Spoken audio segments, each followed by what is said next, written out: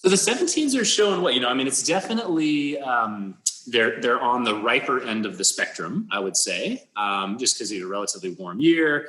We had some interesting things that Mother Nature threw at us that year. There was a little bit of dehydration in the vineyards. I think it's one of those vintages that took a little bit longer, in my opinion, to kind of come out of its shell. Early on, after bottling a lot of the 17s, we'd go and taste them a couple times a month.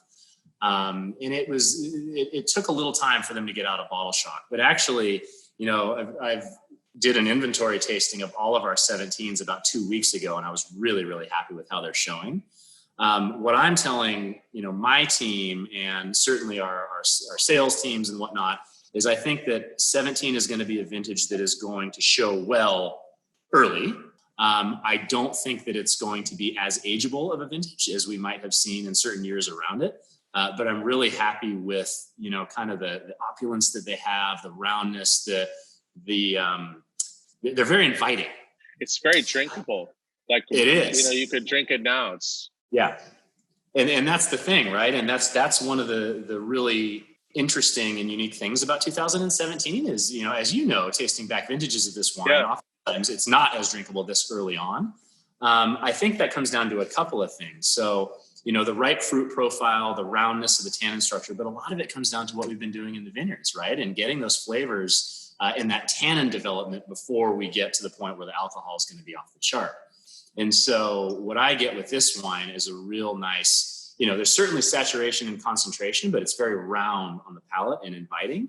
I think it still does have the acidity, though, to let it lay down for a while, but not as long potentially as some other vintages in the Well, I think that this is a wine that is really delicious now, but it'll stay at this sort of level for a long time. Mm-hmm. And it's not like where a lot of Napa wines actually need the bottle age for the wine to calm down a bit.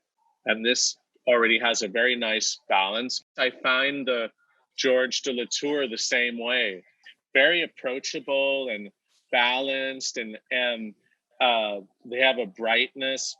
The wine really has more of the old George de Latour balance and character.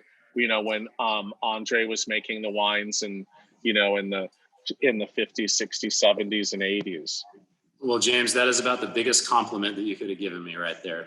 Thanks. It's like, thanks for making this. I really like this. I think that also globally, I know that you're selling wines in through the Negociant in Bordeaux, and I think that the Place, and I think it's coming. Is it coming out this week, or was it last week?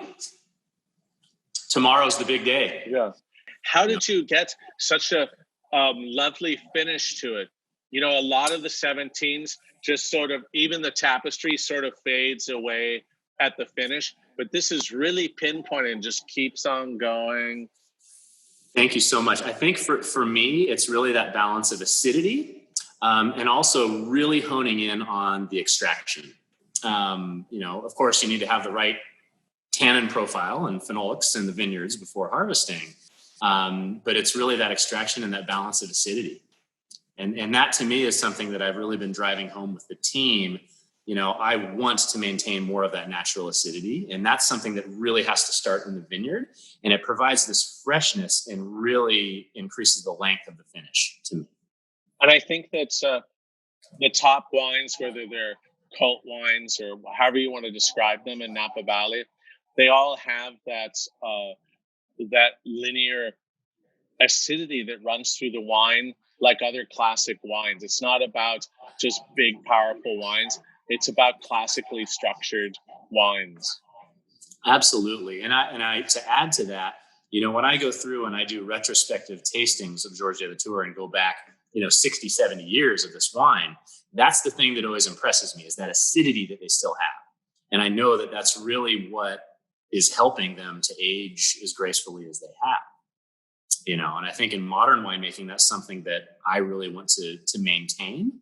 Although the phenolic profile is going to be probably quite a bit different than it would have been back then, short of release. But that's what I consider to be the modern winemaking challenge: is how do you create a wine at this level that can stand the test of time, but also tastes inviting like this relatively early in its lifespan.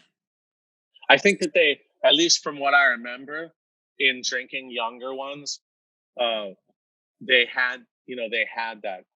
I think I had the chance to taste wines from the 70s and the 80s from my dad's cellar, and George de Latour.